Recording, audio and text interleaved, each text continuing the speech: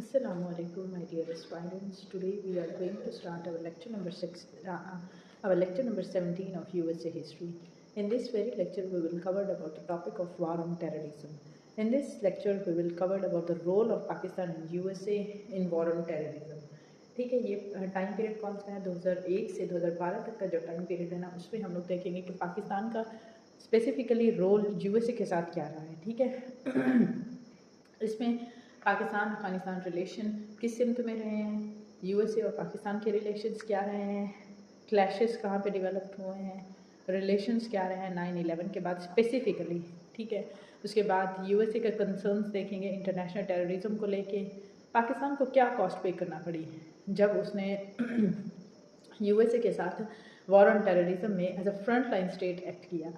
उसके बाद हम लोग देखेंगे कि यूएसए और तालिबान की पीस डील कब, कैसे, कहाँ और किस वक्त होती है। एम्स ऑफ निगोसिएशन, मतलब जो भी निगोसिएशन उनके दरमियान में हुए हैं उनका एम क्या था। पाकिस्तान के रिलेशंस अंडर ट्रंप और बाइडन एडमिनिस्ट्रेशन क्या रहे हैं। उसके बाद हम लोग इस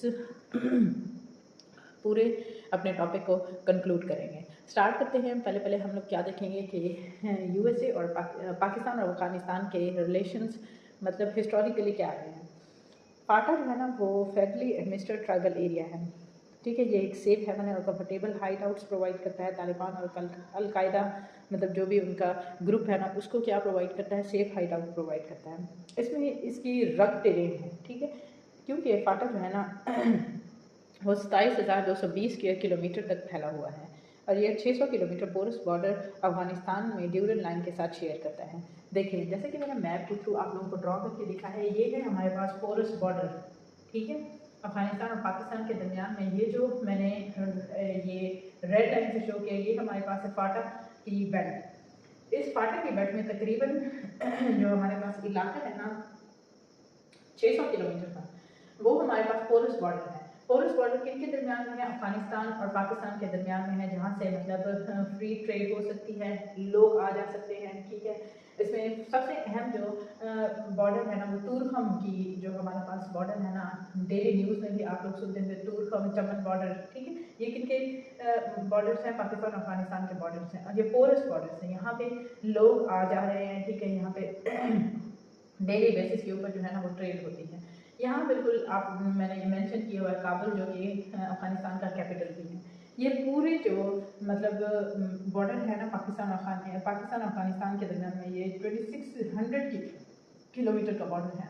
ठीक है, ये सबसे ज़्यादा बॉर्डर पाकिस्तान शेयर किसके साथ करता है? अफगानिस्तान के साथ करता है। ठीक है, इसी बॉर्डर को जो भी इंटरनेशनल लाइन यहाँ पर मैंने शो किया उसको ड्यूरन लाइन बोलते हैं। ड्यूरन लाइन एक्चुअली में 1893 में बनाई गई थी। ये किन के दरमियान में एक एग्रीमेंट हुआ था सर मोतिमर ड्यूरन, और उस वक्त अमीर अब्दुलरहमान जो थे ना वो अफगानिस्तान के अमीर थे। ठीक है, उनके दरमियान में एक बॉर्डर तय हुआ था जिसको हम लोग नाम देते हैं ड्यूरन लाइन का। ड्यूरन ब्रिटिश गवर्नमेंट ने एक्चुअली ये क्यों अफगानिस्तान को मतलब अफगानिस्तान और ये सब कॉन्टिनेंट के दरमियान में ये बॉर्डर क्रिएट किया जाए ताकि हम लोग अफगानिस्तान को specifically as a buffer zone के तौर पर या बफर स्टेट के तौर पर एक्ट कर सके ब्रिटिशर्स के खिलाफ। ठीक है, ये जो थी ना या मतलब रशिया के अगेंस्ट मतलब सब कॉन्टिनेंट में वो पेनिट्रेट ना कर जाए, अफगानिस्तान को एज अ बफर स्टेट के तौर पर यहाँ पे रखा गया था। यूएसए और पाकिस्तान के रिलेशन हम लोग देखते हैं। ठीक है, आई होप आप लोगों को ये बॉर्डर की जो भी मतलब सेटलमेंट है पाकिस्तान और अफगानिस्तान के दरमियान में ये समझ आ गई होगी। नेक्स्ट हम लोग देखते हैं कि यूएसए और पाकिस्तान के रिलेशन क्या क्या रहे हैं। अफगानिस्तान वॉर पीछे भी हम लोग देख चुके हैं। जब यूएसएसआर ने 1979 में जब यूएसएसआर जो है ना 1979 में अफगानिस्तान के ऊपर अटैक करता है तो यूएसएसआर के खिलाफ कौन अलायंस बिल्ड करता है? यूएसए और पाकिस्तान अलायंस बिल्ड करके क्या करते हैं, इस अलायंस से क्या करता है, अफगानिस्तान में यूएसएसआर की जो ट्रूप्स होती है ना वो निकल जाती है।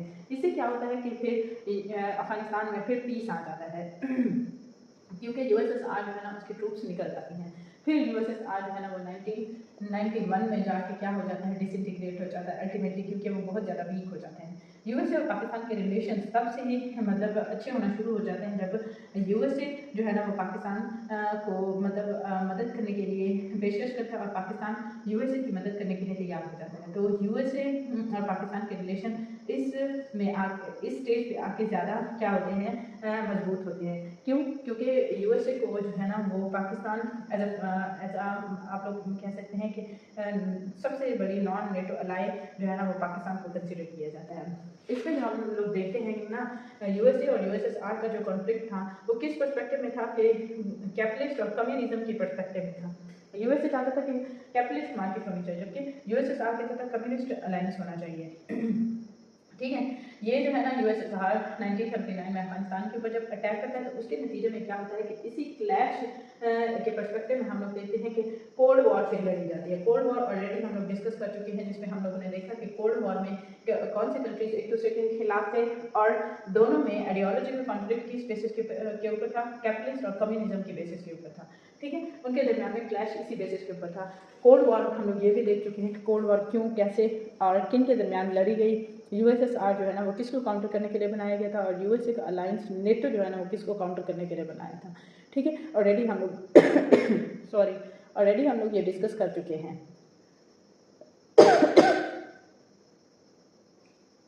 इसके बाद हम लोग देखते हैं कि 9/11 के बाद पाकिस्तान और यूएसए के रिलेशन क्या रहे हैं। जब सितंबर 11, 2001 को 4 पैसेंजर एयरप्लेन्स जो है ना वो 19 हाईजैकर्स उसको हाईजैक करने की कोशिश करते हैं। तो हाईजैकर्स जो है ना वो वर्ल्ड ट्रेड सेंटर को जाके लगते हैं, जो कि पेंटागन में होता है।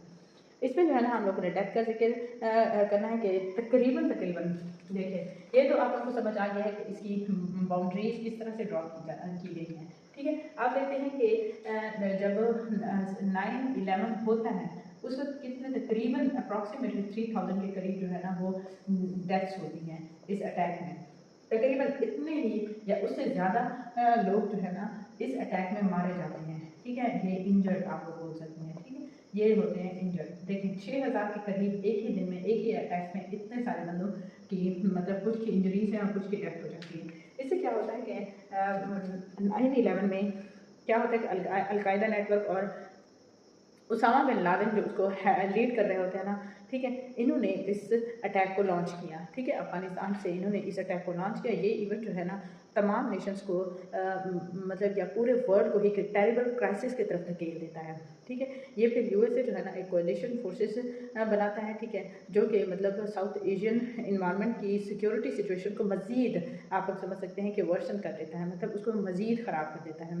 ठीक है, यूएसए अल्टीमेटली फिर global war on terrorism declare करते हैं। ग्लोबल वॉर ऑन टेररिज्म 9/11 के पर्सपेक्टिव में लड़ी जाती है, ग्लोबल वॉर ऑन टेररिज्म। ठीक है, टी ठीक है, GWOT जो है ना ग्लोबल वॉर ऑन टेररिज्म है। ठीक है, इसमें जो है ना बहुत सारे कंट्रीज़ के खिलाफ जंग होती है। स्पेसिफिकली किसके खिलाफ होती है? अफगानिस्तान के खिलाफ होती है। अफगानिस्तान में यूएसए की जो ट्रूप्स हैं वो तकरीबन 20 ईयर्स तक जंग लड़ती रही हैं। 2021 में ये फौजें यूएसए की जो फौजें हैं ना वो अफगानिस्तान को छोड़ के चली गई हैं और अल्टीमेटली 2001 के बाद तालिबान का हम लोगों ने अफगानिस्तान में रिवाइवल देखा है। ठीक है, रिवाइवल, ये हमारे पास रिवाइवल पीरियड है। उसके बाद ये आप लोग देखें कि पाकिस्तान में भी जो है ना तालिबान के जब रिवाइवल होता है तो पाकिस्तान में भी तब से अटैक होना शुरू हो जाते हैं। ठीक है, उससे पहले जो है ना मतलब मोर और लेस हम लोग ये समझ सकते हैं कि कुछ सुकून आ गया था। ठीक है, इसमें हम लोग मज़ीद देखेंगे कि किस तरह से टेररिज्म जो थी ना वो अफगान सॉइल में एंटर होते हैं और दूसरी स्टेट्स को भी मतलब बहुत ज़्यादा नुकसान होता है। स्पेसिफिकली हम लोग पाकिस्तान का लॉस देख सकते हैं कि पाकिस्तान में किस तरह से लॉस आया है। देखते हैं कि पाकिस्तान को इसका क्या लॉस हुआ है। इसमें हम लोगों ने कॉस्ट देखनी है कि पाकिस्तान को इसका क्या खमियाजा भुगतना पड़ा जब उसने पाकिस्तान ने अपनी मतलब एज अ सॉइल और अपनी बेसिस प्रोवाइड की यूएसए को ताकि वो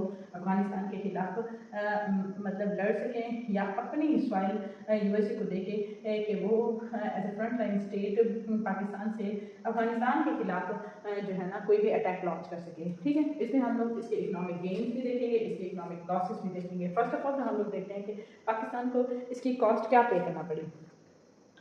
अपने कंट्री में मिलिटेंसी को प्रमोट किया ना, ठीक है, हम लोग देखते हैं कि पाकिस्तान में मिलिटेंसी बहुत ज़्यादा हुई है इन्हीं सालों के अंदर। ठीक है, क्यों पाकिस्तान के अंदर टेररिज्म है? इसी की वजह से कि पाकिस्तान के जो मतलब मुशर्रफ रजीम थी ना उसने जो है ना मुशर्रफ रजीम ने ना क्या किया है, अपनी पाकिस्तान को मतलब वॉर ऑन टेररिज्म में अपने फ्रंट लाइन स्टेट के तौर पर एक्ट करवा के ना अपने ही कंट्री में मिलिटेंसी को क्या किया है, प्रमोट किया है। ठीक है, मिलिटेंसी है ये।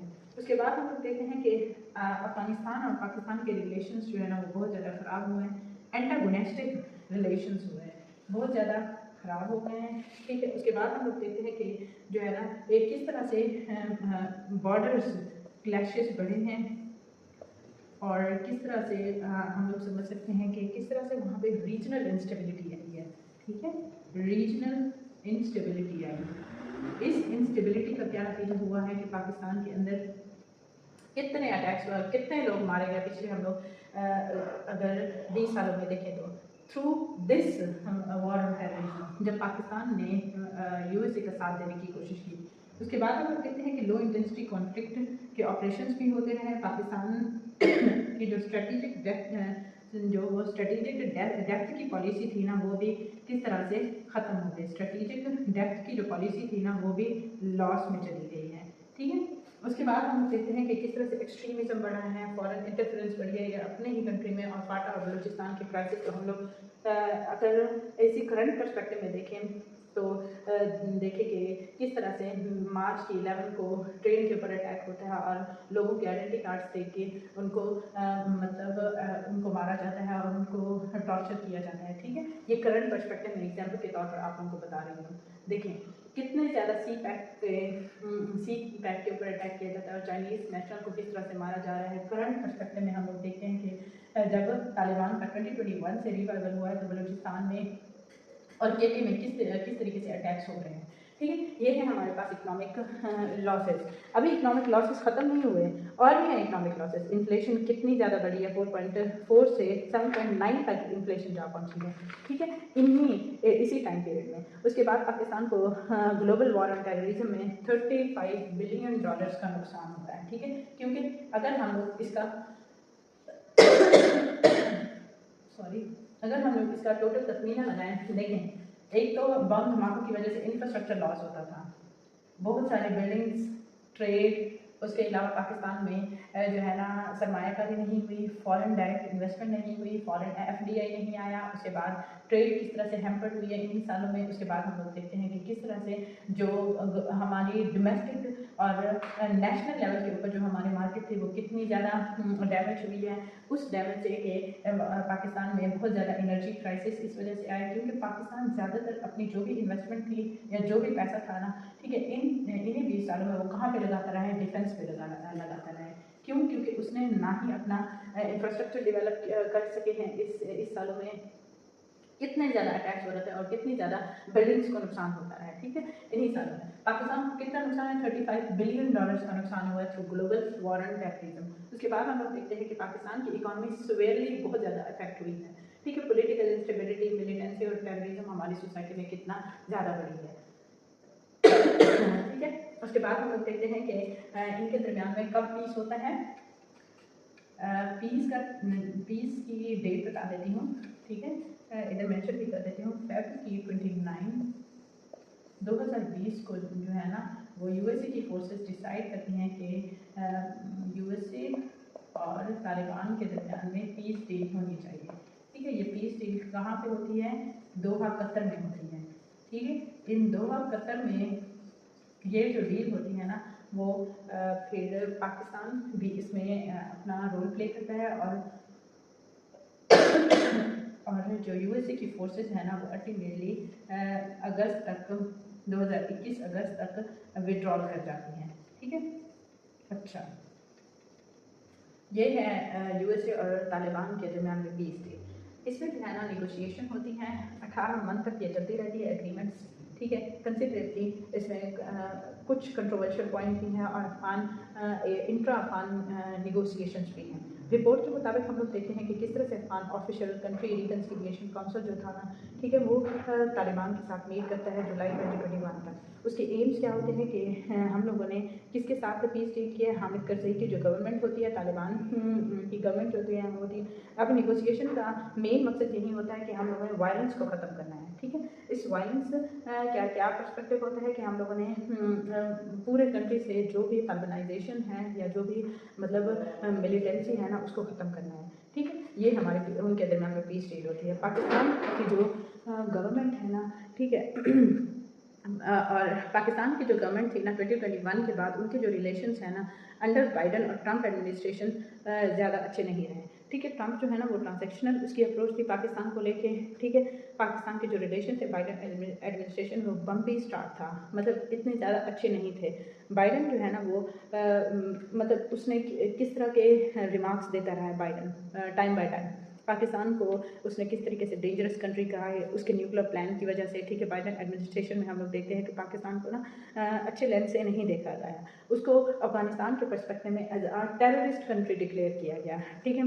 करंट हम लोग देखते हैं कि किस तरह से जो बाइडन के टाइम पीरियड में पाकिस्तान के न्यूक्लियर प्रोग्राम को अटैक किया गया, पाकिस्तान को डेंजरस कंट्री कहा गया, और उसके बाद हम लोगों ने देखा है कि उसको टाइम बाय टाइम ऐसे रिमार्क्स देते रहे कि पाकिस्तान का जो मतलब उसमें ग्लोबली उसके ये रिमार्क्स नहीं देने चाहिए थे, ठीक। अगर हम लोग उसको कंक्लूड करें तो इन शॉर्ट हम लोग ये देख सकते हैं कि यूएस ने जो वॉर ऑन टेररिज्म डिक्लेयर की थी ना, उससे पाकिस्तान के इंटरनल एक्सटर्नल पॉलिसीज़ के ऊपर बहुत ज़्यादा नुकसान हुआ, फ्यूचर पर्सपेक्टिव भी उसके बहुत ज़्यादा डैमेज हुई है।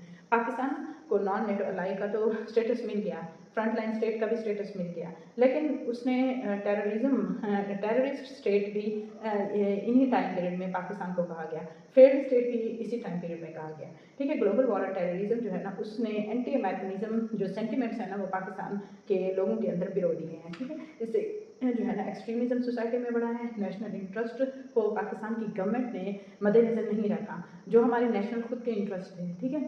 और इंडिया ने इसी टाइम पीरियड में इतनी ज़्यादा तरक्की की है, और अब देखें कि पाकिस्तान ये इंडिया जो है ना वो टॉप 5th लार्जेस्ट इकॉनमी बन गया है, ठीक है। अगर पाकिस्तान की ज़्यादा अपना पैसा देखें $35 बिलियन डिफेंस में ना झोंक देता तो देखिए पाकिस्तान अब कहाँ होता, ठीक है। इंडिया की इसी टाइम पीरियड में उसने खुद को ग्रो करवाया है, ठीक है।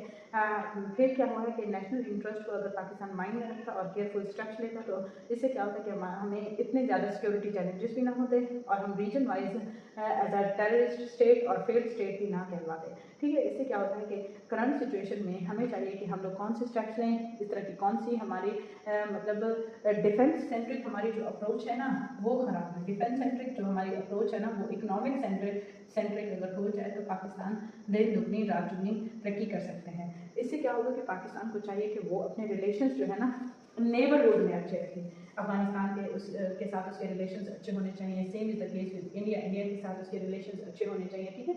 वो अपनी स्ट्रेटेजिक पोजीशन को देखें। अब देखिए पाकिस्तान के दरमियान में है ना उसको चाहिए कि उस अपने नेबर्स के साथ अच्छे रिलेशंस रखे, स्पेसिफिकली इंडिया के साथ उसके अच्छे ताल्लुकात होने चाहिए ताकि यहाँ से ट्रेड हो सके। अफगानिस्तान के साथ अच्छे ताल्लुकात होने चाहिए, टेबल टॉक्स करें, निगोशिएशन के थ्रू अपने मसाइल हल करें। चाइना ठीक है, अगर अफगानिस्तान में पीस होगा तो अल्टीमेटली पाकिस्तान में भी पीस होगा, पाकिस्तान में पीस होगा तो चाइना ज़्यादा से ज़्यादा इन्वेस्टमेंट करेगा और सी पैक को बहुत ज़्यादा तरक्की मिलेगी मज़ीद, ठीक है। आई होप आज का लेक्चर जो वॉर ऑन टेररिज्म पे था वो आपको समझ आ गया होगा, जिसमें हम लोगों ने कंप्लीट जो वॉर ऑन टेररिज्म के पर्सपेक्टिव में कंप्लीट पॉसिबल डायमेंशंस थी वो मैंने करा दिया, ठीक है। उसके इकोनॉमिक लॉसेस, इकोनॉमिक गेन्स, जिसमें कि पाकिस्तान को इकोनॉमिक गेन्स सॉरी बताना भूल गई हूँ कि पाकिस्तान को इकोनॉमिक गेन्स की सूरत में बहुत ज़्यादा एड मिली है इसको, ठीक है।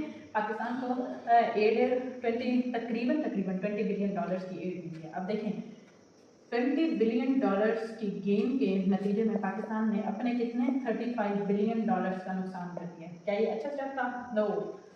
उसके बाद बुश एडमिनिस्ट्रेशन में पाकिस्तान को $1 बिलियन प्रोवाइड किए गए। उस वक्त कौन सी रजीम थी? मुशर्रफ रजीम थी, ठीक है। IMF, वर्ल्ड बैंक, ADB यानी एशियन डेवलपमेंट बैंक ने भी पाकिस्तान को $38 बिलियन देने का वादा किया, ठीक है। फॉरेन डेट की भी एक्सटेंडेड फ्रेश क्रेडिट्स दिए गए, यानी हम लोग इस टाइम पीरियड में कोई किसी किस्म के डेट को भी एक्सटेंड कर दिया गया, ठीक है। वो भी नहीं देंगे। लेकिन अल्टीमेटली पाकिस्तान का ये जो स्टेप था ना वो $35 बिलियन का तो नुकसान कर गया ना। ये गेन्स किस तरीके से हुए?